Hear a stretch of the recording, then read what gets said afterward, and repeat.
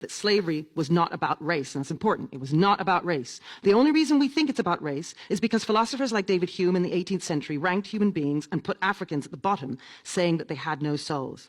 The Enlightenment imposed the concept of race on a practice that had been going on for centuries in order to justify that practice. And why did they have to justify it? And this is the point. Because people in the West began to question slavery's moral validity. The fact is that people of all colors owned slaves, both as part of the Atlantic slave trade and outside of it. In the United States and Caribbean, black people owned thousands of black slaves, and so did the Native Americans. Nearly 20,000 of the Native American 5 civilized tribes sided with the Confederacy during the Civil War, fighting to keep slavery alive. 28% of the black population who were free in New Orleans pledged their support to the Confederacy.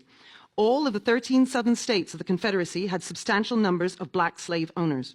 There were more than 250,000 free blacks, and nearly 4,000 of them were slave masters, who owned more than 20,000 slaves. The practice of slavery was legal, after all. We need to remember that governments did not own slaves. Slave owners did. In fact, the US government fought a war to end slavery. How much should the descendants of the 400,000 Union soldiers who lost their lives fighting to free the slaves pay to the descendants of the slaves they freed?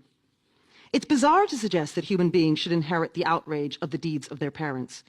Should the child of a mass murderer be sent to prison because of his father's crime? No. In America, in the main, it was the Democrats who owned slaves, and the Democrats who in the main passed and enforced Jim Crow laws. It was also the Democrats who founded the Ku Klux Klan.